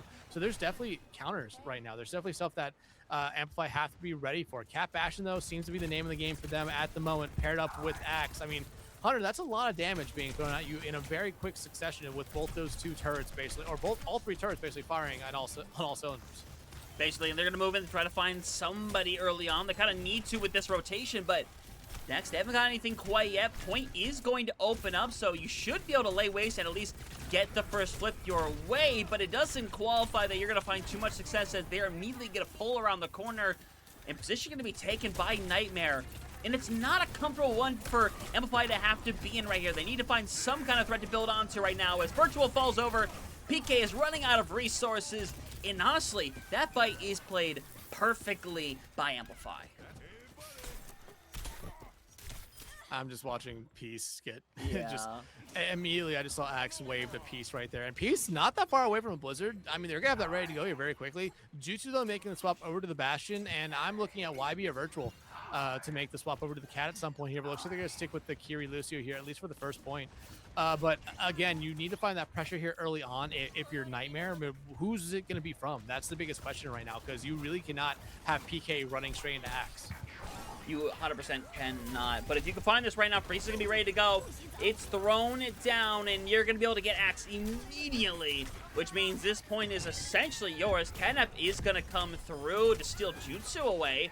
It's not over quite yet, but you are going to have to hand over the point, as Bunko shall go down, and a Temp might as well be gone as well, as that's the wipe coming through. Marcos, though, is going to be able to get out of here alive. They're slightly pushing, but they do need to be slightly careful. Yeah, and right now, though, if you're a Nightmare, you're in a good spot. You have a lot of good stalling ultimates, or at least ultimates that buy you time, beat, Flux. You have Kitsune Rush really engage here, but Fern's going to probably respond to you right back with theirs. But we've seen Fern actually hold on to their Kitsune Rushes for after Virtual uses them here, so that could be something you really have to watch out for. But still, if you're Amplify right here, you're in a good spot. But Marco's falling early is not what you want to see. Yeah, double Kitsune Rush. You take a 44. Jutsu is there. Axe is trying to hang around in there. It's going to get hit with a big-time accretion, though. As to be pulled in, they got to get back to the point and touch where they can. No, they just barely get there. Oh, my God. And it's a great Flux, by the way. Gets rid of one, finishing off the second as they're going to be wiped away. But Fern staggering themselves out just slightly here. And now this touch will happen, but it may be slightly awkward. Jutsu could use the artillery here just to make sure there's not even a touch, and that would be huge for Nightmare, realistically, right now, because you do have to expect that Axe is going to be going in. They're going to have to be charging in here, but PK can't stop them. That is one thing that can happen. Actually, it's going to be Marcos just going into point here. They're going to raid for him out. Now the Blizzard, a second one from Peace, this point coming out. Yeah, now it's an awkward trade right now. Peace is in a weird area right now. Marcus would obviously love to pull this, but they have to keep getting touches on, but they get the touch at the last second. Marcus can't even pull it in time, and we're going to see this thing be starting out for Nightmare, as it's incredibly back and forth, but they just can't get a proper recontestment Amplify, you know? Yeah, absolutely. But like I said, coming into this map here, I thought the Mei was going to be the more vital pick to ban out. Yeah, that would have left the Malgo wide open, but I think Axe has shown us throughout the night that their Zarya is definitely something that can shut down PK here. And you see Jutsu go over to this Bastion we talked about here without the cat. It's a little bit weird, but they're just wanting to pump in as much damage into Axe as they possibly can in a short amount of time. Yeah, and Temp is in such a weird area too. Again, and the same thing is happening very consistently right now. And I don't think the Cat Bastion is working to the way it should anymore. It's catching them off guard at the beginning, but since then, in these fights, it's been kind of just hanging about. Yeah, that's the problem. I mean, that first point, you kind of knew where the Bastion was going to be. The second point, you know where the Bastion is going to be. Hell, every point on this map, you know where that Cat Bastion is mostly going to be. Other maps, you know the general area where they're going to be, but sometimes you just don't, you guess wrong here. But Ultimate's coming in this next fight. 4 ready to go for Amplify, about to be 4 ready to go for Nightmare as well. I mean, it's going to be a pretty even ult fight here. Hunter, we've seen ult dumps in the past already this series. I would not be surprised if we see yet another, maybe 6, even 8 ult dump fight. I mean, here they go with that aggression right now. Peace got to immediately get in the freeze right there. Moko's trying to get out of here as well as Peace will be the first to fall on over. Flux going to try to find something, finds no targets though. At Death Blossom, going to try to shut some bodies down as Fern's struggling to stay alive, but the damage may already be done here. The cage fight thrown in as well is a lot to use here, and it's going to win them the fight. Dex, I will question whether or not that was needed, but it was used. I don't like it. I don't like it. I think there's a little bit of an overinvestment there from Axe. You wanted to get the kill there on the PK. Virtual was there, but Virtual just got out of dodge. Once that cage came out, they understood that they got what they wanted from that fight. Look at what Nightmare's going to have. They have the artillery. They have the Blizzard. And the Blizzard has been something that, so far, the 2 times that Peace had it, has frozen Axe. I mean, Peace just keeps on punishing them anytime they go charging in, but it's going to be Temp trying to buy some time and some space here. Maybe find one pick as well.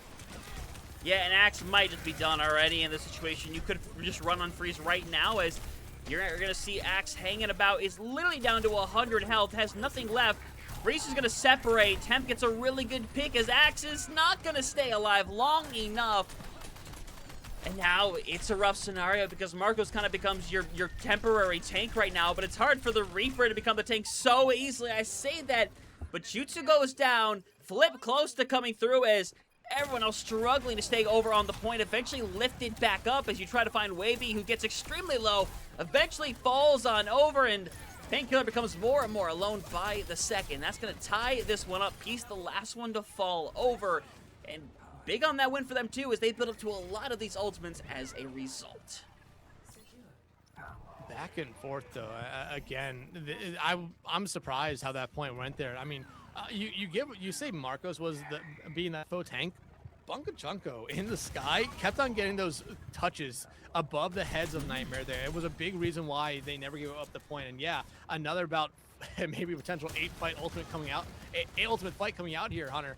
Again, both these teams not afraid to use ultimates at the same time. They really want to be able to win a lot of these fights, especially when the point opens up here. As you already see, Nightmare in a much better spot position-wise on that high ground. So much better. Yeah, someone who's got to eventually drop. It is going to be PK who's going to drop down. Has the Flux ready to go as well. Needs to find a big target like Axe here. It's a big accretion. You have to wait for that run to come through that before you can reasonably commit this ult. And now you're to see Marcos be hit with that rock across the point right there. And that might be enough to secure them the situation as Axe is running out of care. May have double support, but it doesn't matter when you're the only damage dealer left on the team.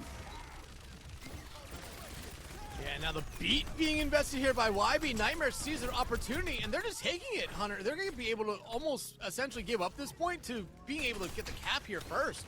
I mean, a great play there by Nightmare, but now look over at the ultimate. Still about to be 3 online for an Amplify, but you're going to have the Blizzard here again. With Peace, the last time they threw out that Blizzard was not a winner for them, which was the first time this map for them. PK, though, Flux, going to be able to really stop a lot that Amplify wants to do, dead in their tracks here.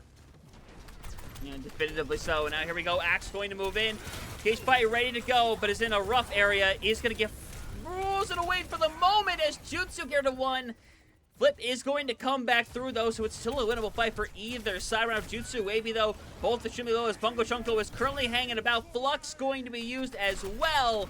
Couple of big targets as Fern's able to get out of there alive. Marcus as well. But you see where Axe is at right now. He needs to be able to get back to this point and get some kind of sustainability to at least get them a little bit more charge. You'll get that, but the fight continues onward. But Axe frozen away. Kitsune Rush used in a very weird scenario. If they pull us out, I mean, you have to consider them as heroes in the situation. If it doesn't, it's going to be maybe the biggest regret of the series so far, as PK is struggling to stay alive. Beat now being invested here again by Nightmare, but I mean, Hunter, this point should have been given up a long time ago. The fact that Amplify got up to 66% and got out the beat there is big, but you look at what Nightmare's going to have here. You have Artillery, you're going to have Blizzard, you're going to have Kitsune Rush, you're going to have Flux. You really only have that Artillery and the Catnap here from Bunko, as Marco's now running for their life as the entirety of Nightmare is chasing them down. Yeah, and I don't understand why you wait that long to fall over. I understand you're trying to take away attention while everyone else invests, but now the touch is going to be so much more of a struggle. Bungo Chunko's probably got to be the one to throw themselves on this point for a touch. That might be your only option, at least a reliable one. Marcos, I think it's getting set. Marcos is getting set up for it on the off angle here, but they're going to go fast. Yeah, they get the touch right there, giving Amplify a chance here. Kitsune Rush still out from Virtual here early on, and Nightmare still has a lot more ultimates to play with here. Yeah, it's a big one. Then again, it's a trade. It's not a clean fight for either side, as Flux is going to come through over onto Fern, who has no way of being able to survive, and it's going to be map point online here as Nightmare continue to wake up, continue to just have better ult economies in some of these fights. And we'll head over to 4th point to see if that will be the last one. And again, you need to find something here. If you Amplify, you cannot really give up this map because you know what's going to be coming next map no matter what here. It's either going to be another protection ban on to keep the Malga alive, or you're saying, hey, we're getting rid of this Mei, and we're just going to leave it up to fate right now, whether or not we see the Zarya or the Malga be banned out right now. But you already see Axe getting a lot of damage as Temp and Bunker are playing kind of far away in an early fight here. Yeah, cage fight going to be thrown in. Everyone's in a bit of an awkward area, but again, they just don't find value off of it. And now Temp does find a really good pick, and they're going to eventually win out this fight by the looks of it. But it's a lot of value that, I don't know, used 2 really strong ultimates in this fight, and now there's a big rotation coming up here for Nightmare as they're looking good right now with what they have. And right now, Nightmare can play fast. I mean, you got rid of Temp right there, forcing Bunka to have to go back. If you play fast right now, especially with YB on this Lucio, you're not going to have to deal with Temp and Bunka for about maybe the first 3 seconds of a fight, which could be a big difference maker here. But you talked about the ultimates coming up. 4 for Nightmare. Again, this is a team that does use their ult sparingly, but you already see it right now, popping the beat, just get going. Yeah, and Axe would love to get out of here alive, but I mean, they're just going to get walled off again. You don't have a tank. You can't sustain this fight for much longer. Marco's last one hanging around in there is going to ult into nothingness in Dex. We're seeing history repeat itself every single time in these fights. They just keep walling off Axe, finish them off, and then the fight is just nigh unwinnable. That right there. That's a thing that Marcos is going to be able to learn from, because they knew that fight was over. They saw. I think they saw the targets in their eyes. They saw the money. They saw the money in their eyes and just kind of overestimated themselves right there. Now it's just becoming worse as Axe is taken out by PK, and yeah, you only used one ultimate in that fight already, or really that one engagement right there if you're Nightmare. But look at the ult economy right now. You have 3 ultimates. You're going to be lucky right now if you're Amplify to be able to build up to anything besides the catnap. And now this is painful. I mean, Marcos is going to deliver pressure in the backline, but it's the same scenario. Axe has to literally walk into the backline to find value. Instead, it's going to get frozen around. It's going to be able to get out of there and commit to point. But now you go back and forth. Axe is caught by the tail end, and I mean just barely, as the rest of the team's going to fall on over Dex, and nothing's going to stop this thing from going to 5 maps. Axe is the last person standing as they'll fall over. You'll see Bungo Chungo try to make it back, but you just know it's not going to happen. Trying to slip by as overtime does get committed by Temp, as Bungo Chungo is there for another touch, but they need to find more than just touches. And Bungo Chungo does have an ultimate right now, but they're not going to be able to live long enough to use it. Ferng's taken out. Marcos not going to be able to play Superman here, and Axe, I mean, it's a 5v1. Doesn't matter how much of a wall of meat you are, you're not going to be able to win that one there. And I mean, Hunter, I mean, you talk about Nightmare on Tuesday getting reverse swept. Now they're 1 map away from reverse sweeping. I mean, talk about mirroring everything we saw Tuesday right now, just Nightmare on the opposite side of it here. And I mean, if you're Amplify, I feel like you're making the same mistake here over and over and over again. And Nightmare's been able to punish you now a couple times here, or more than a couple times. And going into whatever the final map is going to be, I think Hybrid's the only map type left here. Yeah. No, it's push. No, it's push. Yeah. My bad. It's push. It's gonna be Runa Sapi, and whoever Amplify bans out here, if it's a tank, it tells you that they really believe the Mauga is gonna be necessary to win. I realistically think though it has to be the Mei. I think Nightmare has really figured something out with this Mei, especially just being able to slow down everything that Amplify wants to do. I think you need to get rid of the Mei here if you're Amplify. Yeah, unfortunately, that's what you're going to have to do. And again, I don't see another way around it. I just don't. It's been the crux that have shut you down the last 2 fights. It sucks to not have the Mauga, but you proved you could do it with the Zarya, so go prove you can do it with the Zarya. And they make the right call. There's the Mei. Ban out the Mei. Again, you have to know that the Mauga ban's gonna come out here, and let's just throw it back to when let's just have a little Nightmare history lesson here. I mean, this is exactly what Nightmare did, not necessarily what they did against Crazy Raccoons all the way last year, but they held on to bans for specific times, and this was one of those times that really helped them there. Completely different situation right now, but they held on to the Mauga here. Nightmare took a little bit of their time, but you have to imagine it's the Mauga. And Hunter, if it's not the Mauga and they go for the Zarya, you have to believe Nightmare said, hey, we can shut down this Mauga. The Zarya, though, might be a little bit of a different story. So it's going to be interesting to see which way Nightmare goes here. We're both thinking they're leaning towards Mauga, but time will tell. Yeah, because you could get rid of the Zarya as well, because if it's a situation where you're going to the Sigma, I don't blame them trying to stop the Zarya. Because if they think they can deal with the Mauga without the Mei, they may still opt to go down that route. I don't know. It's a tough call. The simple choice should just be, hey, Mauga, bye-bye, see you later. But I don't know, to be honest with you, because I wouldn't hate it either way what Axe plays. Maybe I'm making it more complicated than it needs to be here, but these feel like the 2 easy bans, but what is inherently the correct choice of the 2? The thoughts that we're having right now are the thoughts that both these teams are having, and again, it's exactly what we saw on Tuesday. We've seen it go back and forth, but we're ending on a push map this time. We're not ending on a flashpoint map, and I really do believe Amplify kind of picked it like that, and I think there was the right way to do it. let's see what that 5th ban is. It's the cat. I'm not gonna lie, Dex. I don't hate it. I don't hate it. I really don't. They've been holding on to the cat Bastion bans throughout this entire series as well. And I think basically you're saying the tank was never the problem here. It was the cat Bastion. Now, though, you have Temp get off this Bastion they've been playing all series and go back over to, I think, the Sojourn or the Cassie that we kind of expect them to play. I think you just got to deal with another beast right now, though. Yeah, it's a battle of the demon you know versus the demon you don't. I know the analogy is the devil, but in this situation, it's the demon. I'm going to tell you that right now. So this is definitely a risk, I feel like. I think they got used to dealing with the cat Bastion in a lot of ways. So we'll see what they can do here. But, Dex, it doesn't stop at the fact that this is going to be the last map of the evening. Another map 5 for Nightmare. This time, looking for Retribution to find their own reverse sweep here against Amplify, who's looking to stay as one of the only couple undefeated teams left. There's a lot on the line. Big stakes for these two big squads, as looking at this swaps right now, it looks like, yeah, none on either side. Marcos is still in to likely play that Raper, as Axe is going to be starting out on the Mauga once more. Tam going to be at least teasing us with Xion here, but look over the other side. Peace going over this Pharah, at least teasing us with it.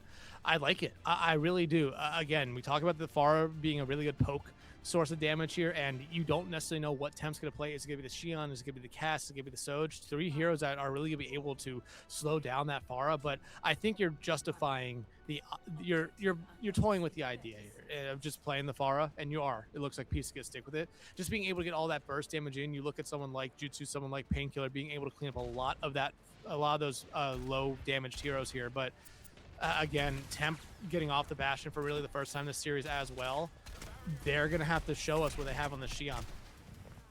And Boko Choco over on that Lucio as well. It's really interesting seeing Temp over here as Peace is taken care of very quickly, as they're going to try to go all in to finish everybody else off. It's a big risk. They take a lot of trades, but PK will be the last to fall on over.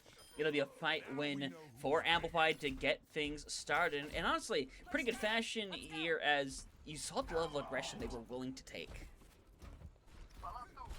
Yeah, and the good thing there for Amplify is, hey, Bunko and Marcos were the ones who died. Bunko can just get Marcos back here very quickly on that Lucio. Peace, they'll make the swap over to the Xion of their own. I think they kind of noticed right away that the Pharaoh was going to kind of struggle into this composition, so they made the swap here. I think the Xion's going to be a little bit better into this Mauga, just being able to do exactly what they probably want to do on that bar, just a little bit more consistently. Yeah, now everyone going to be in an awkward area looking for some burns, as Peace does get the better of Temp. Virtual trying to hang around, will eventually fall on over. Axe has to stay on this point, though, with the risk of it being flipped over, but has to pull out momentarily, as they're going to have to let this thing get taken away for a moment and might have to just flip to the other side. That's exactly what they're going to do here. They're going to take the jump pad to get back up here to this high ground. But again, you're now looking for this composition for Nightmare. This composition for Nightmare cannot necessarily be the ones aggressing into stuff. They have to allow Amplify to aggress into them and then punish them for it here. And luckily enough for them, Axe is, I think, not afraid to say, hey, I'm just going to run down the middle of your entire team here. Stop me. Yeah, double in that casino is ready to go. Virtual so behind in comparison as Painkiller in a bit of an awkward area is gonna flux, is getting extremely low, is gonna lose out on it, and unless Jutsu makes the hero play, yeah, this is gonna be a quick cap coming through here. Jutsu falling over, Wade be the last one to get out of here alive, and in fact the only one to be able to do so, as forward spawns unlock early for Amplify. Hunter, I'm gonna ask you this: does this lead even matter? Well, Again, we've seen this map so many. Yeah, we've seen this map so many times. Leads get like this, and it just doesn't matter. If Nightmare wins this next fight, I wouldn't be surprised if they immediately turn it into like, hey, they cap their own forward spawns here right now. And you used a lot in that last fight there. If you're Amplified beat though coming out here, you're still engaging a YB response with a beat of their own. Yeah, and Temp is staying alive, has Spree ready to go, could find some value with it. You need to find a good target, though, as Temp is eventually going to fall on over. Peace going to go for their own Satsuriku. Spree has found the one. is eventually going to help find their second. They're going to wipe everybody away. Marcus will be the last one to fall down on the point, which means everybody will get the good respawns. And the ult economy, I mean, double DPS ready for Amplify, but nothing for Nightmare. Yeah, I was gonna say, if you're Amplify, you're okay with that fight there. You got all the ultimates out there you were really looking for there. You got rid of the spree, you got rid of the Kitsune Rush, and now the spree coming out here from Temp early on. Temp, though, gonna barely be able to escape for their life here, but they're getting pressured out a little bit. Gonna be able to get back to the safety of the team here for a brief moment, but you're looking for exactly that start right there if you're Amplify. Yeah, it's a really good position right now. Bot momentarily stolen away by PK, who is gonna get rid of Marcos on the way out, give credit, but just doesn't have any care left. Will eventually fall over on the point. Forward spawns were taken away, though, so Marcus is gonna have to take the long route back. Well, Bunko's going to go back and help their teammate here, get back a little bit quicker. However, you might just see Amplify pushes one up as far as they can until they see an engagement here from Nightmare. They're going to get the forward spawns back at least, but I think right now the smartest thing that Amplify could do is just back up, wait for their team to be fully ready to go, but Nightmare's actually giving them time here. I'm surprised they're not trying to punish Axe, who Axe way far away from the rest of their teammates here. Yeah, way far away right now, and now Flux gonna come through here. You're gonna be able to run out of it. Perfectly timed by Axe, who is caged by, but Marcos down early, puts them in a really rough scenario. Jutsu needs to keep being the hero for the squad, though. Has been forced back further. I mean, no matter what, the forward spawns, they unlock once more, and you're back in a good position. If you're Amplify, as PK decides to go over to the Orisa. I don't think the Malgo is working out here. Again, you need a lot to really have this Malgo, or I mean the signal work into the Malga. However, I mean, Mizuki and Reaper aren't banned here. It's just something I just don't think you've seen a lot tonight from Nightmare at all. And especially with this comp they're playing right now, they don't want to play exactly the Malga killer comp here. They want to just play what they like to play here. But the Orisa comp, the Orisa swap here for PK, a little bit more sustained. You have Spear Spin to eat up a lot of damage, Javelin to force Axe back. I think everything kind of works out here for them, especially since Amplify is giving them a lot of space here for free. A lot of space, and it's a little nerve-wracking watching it. I mean, Bunko Chunko is going to have a beat here pretty soon as Kitsune Rush comes out. You're going to see everybody over on the run here. Death Blossom thrown in, Sound Barrier as well. It's a big commitment to stay in this fight, to hang about, but Wavy perfectly timed as well. He's going to be able to Sound Barrier alive. Peace going to move in with the Satsuriku. Spree is going to go after Bunko Chunko very specifically, take care of business, and that might cause the rest of Amplify to fall on over, but give them credit. They're trying to stay in this fight. The problem is the way the bot is right now, when they eventually fall here, those forward spawns are not going to be obtained. Well, the forward spawn's still back here. And I mean, you see Fern and Bunko Chunko back almost immediately. And without PK here, Nightmare's actually in a little bit of a bad spot. Yes, they're going to be forced back. We can go back to that corner over here now. You have a couple of really good ultimates online as well with that Kitsune Rush that Virtual, you know for a fact, doesn't have. And Axe, who's going to be able to pull in PK here, who's going to be forced to use the Terror Surge. Terror Surge. And the cage comes out. It does trap, I believe, one. PK, though, going to fall almost immediately. I mean, the Terror Surge at least help Peace find Fern, but that's going to be the only thing you get out of it. However, I think if you're Nightmare, you're going to say, okay, saving grace in that one, or at least the small positive we can take away from it. We got 2 ultimates out, and we only used 1. And it was probably one you weren't really expecting to get anything on or anything from, but now Peace not going to be able to escape. That's a huge stagger, but you find Bunko right back. And now, again, if you're Amplify, they're playing this map really smart. They're not engaging into these fights here. They could try to just play to stall cart, but they're playing essentially just keep forward spawns. Now the Spree out here from Temp. Yeah, and that Spree's going to be able to find 1, helps a second as well as Peace. So close to falling on over. Literally 1 health is going to try to hide away as on the run big time as Temp is maybe giving their life to find the pick. Will eventually find it. 3rd one of the fight, and now everything is here. Backs against the wall for Nightmare. They get a really big pick over onto Temp, though. They'll turn this one around, but the damage keeps getting worse and worse for them. Yeah, it does, and 2.5 minutes left to go here right now for Nightmare, and you're down 115 meters here. Axe, I'm going to be honest, the fact that they kind of disengaged there, I understand they're not wanting to necessarily give a lot of momentum over to Nightmare here, but when you push the cart up or the bot up that far, I think you're okay giving up a fight there, but they didn't want to feed into it. You still have to deal with a lot of ultimates coming up here from Nightmare if you're Amplify, so you're still going to try to play around this initial starting spot here on the map. That big pick out of Bunko Chunko, though, it's going to make this fight end very quickly, as a matter of fact, as last one surviving is going to be Axe, as no one going to get these forward spawns by the looks of it. Full reset, and now this is the first real opportunity thus far for NTMR to get some meterage going. And they have ultimates. That's the big thing. They have ultimates here. They have Terror. They have Beat. That Beat's going to be vitally important here. Terror Surge, I mean, PK might be just looking to try to pull someone in, get one pick from it, even if it's not from the Terror Surge itself. Just being able to pull someone in will be big here. But if you're Amplify, you want to try to stop. You want to try to stop the bleeding here, Hunter, because this is now bleeding for Amplify. It is bleeding indeed. I mean, you need to win this fight big time to stop them from getting momentum, something they have been really good at doing the last couple of maps. As Marco's going to be forced out of the fight momentarily, still has a Death Blossom ready to go here. Is going to be able to piece out of that one. Stay away from that, but you see the backline is so focused on getting rid of Marcos, who is struggling to stay alive, needs care immediately, but more time is being burnt away, and the bot is, yep, it's going places. PK, I mean, I understand why you use the Terror Surge there and you had the rest of your team follow you, but you flipped the map. And I think that's always a bad thing to do here, because look at just the progress they're getting back here from flipping the map. They don't care that this is a lost fight right now, because they're getting forward spawns back.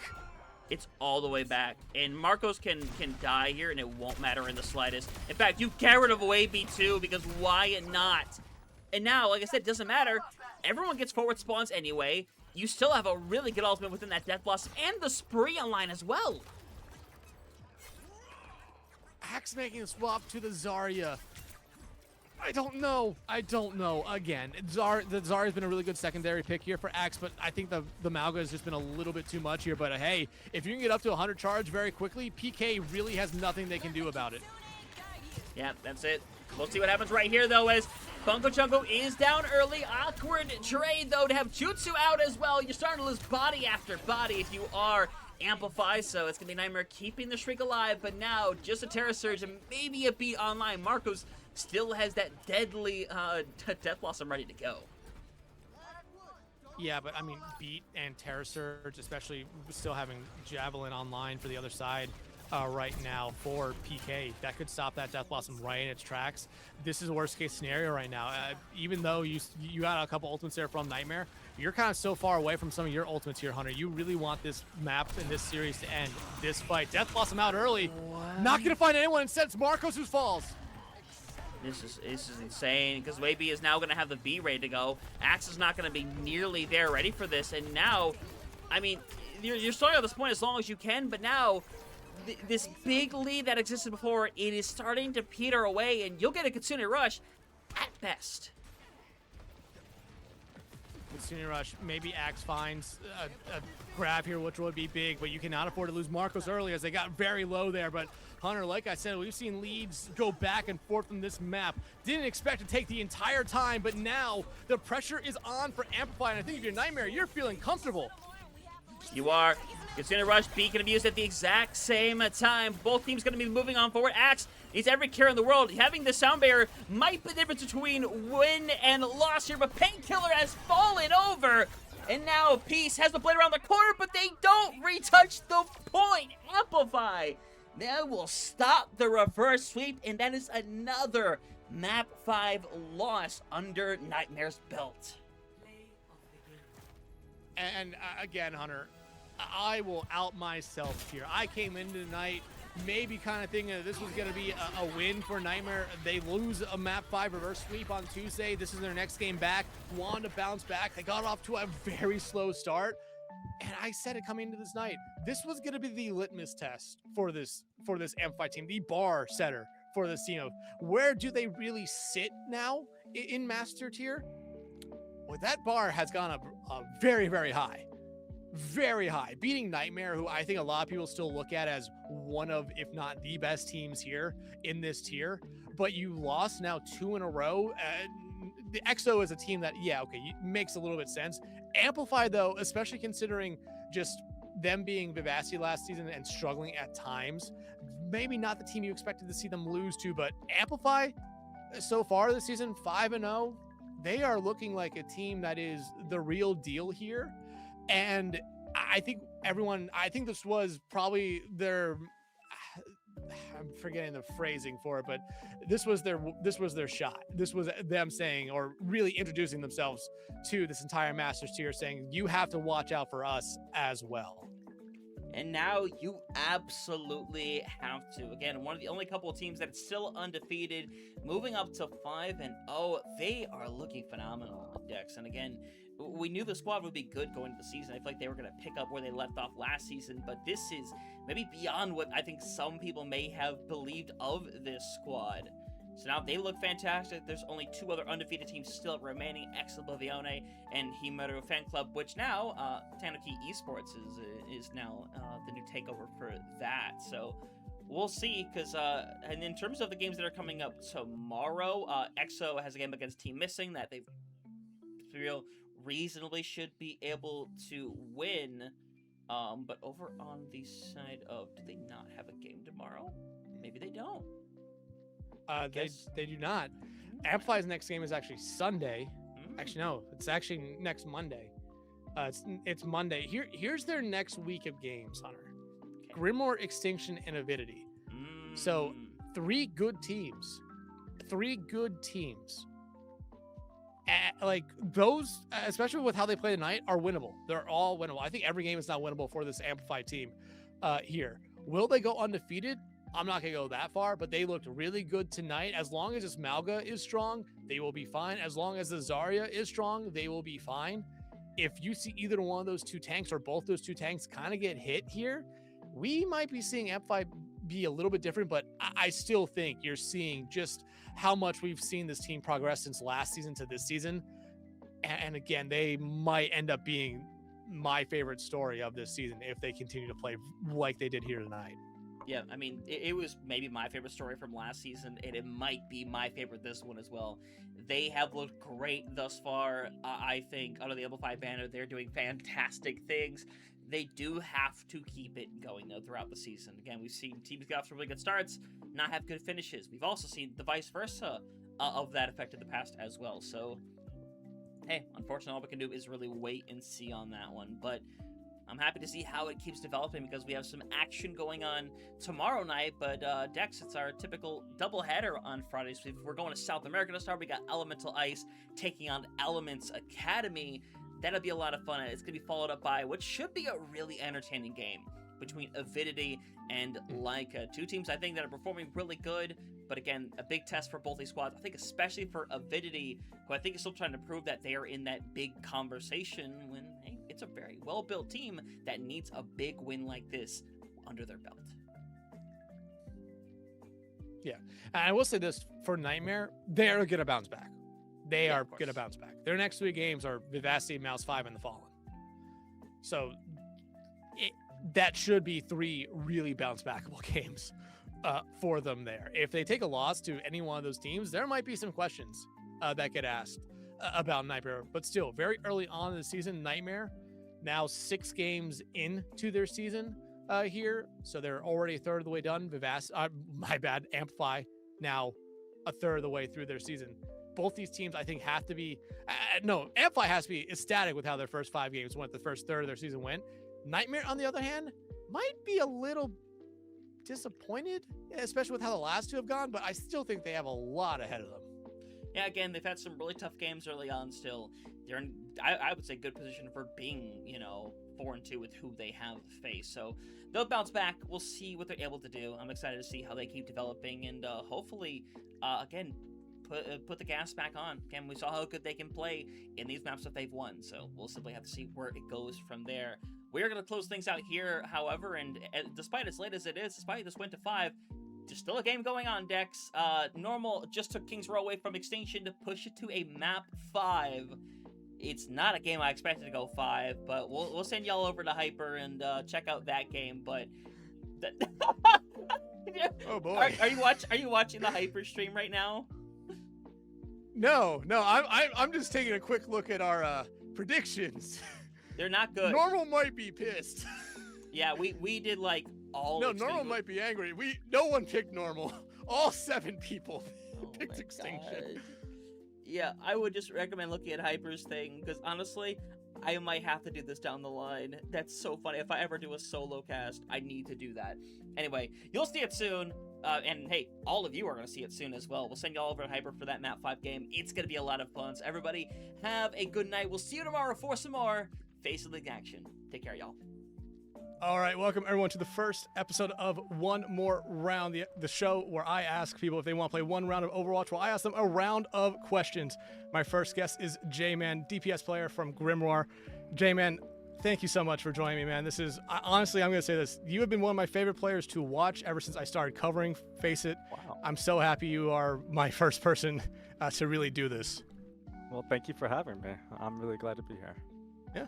It is really fun to have you here, but like, I just want to generally talk about Overwatch here a little bit right now, and to get a lay of the land here with how long you've been playing it. Like, when did you get into Overwatch here? Like, was it launch? Was it GOATS era? Was it pandemic era 2020, which I guess is GOATS era, or was it sometime after that? Well, I played Overwatch since launch. I remember I played it on my Xbox. I played the beta actually, and I was like, wow, this game looks like it's gonna be pretty chill. So I remember ever since launch, I've been playing it on console, and then I think it was 2020, like right before COVID, I actually ended up getting my first PC, and that's when I started playing it on PC. Nice. So and then at least for competitive wise, I didn't really play until I started college. Nice. I mean, hey, I'm kind of with you right there. Started with the beta and kind of just casually played it for a very long time. Never got good like you did. But like when you started taking that first competitive step with Overwatch, like when, like you said, it was around college, but what was like that first thing to let you know, like, oh, I can actually, be really good at this game? Well, I guess for like, it's a little bit more in depth than that. To start my like playing career, my high school, I was actually fortunate enough to where my high school had a esports team, so that was pretty chill. So the league we were in, like everyone was pretty bad, so it's not like it was really that competitive, but we were able to win it because we had a few like GM players, so it was like we were just gonna win by default. But after that, I went to ASU because that was just my state school, and then I realized that they had an esports team, so I just ended up like, yeah, why not? I did it at my high school, why not do it in college? And then, I don't know if you followed collegiate at all, but I was able to get 4 other teammates that had actually played the game competitively before. Like, I think the biggest names would have been Angelic and Anhu. But we started a team with them, and I was like, wow, okay, these guys actually have hands. I can't be the only player that sucks on this team. So then I started to grind a lot, and then at this time, Anhu was on Shigami. And then, this is kind of how I started. Anhu was like, you should start playing in like open division and stuff like that.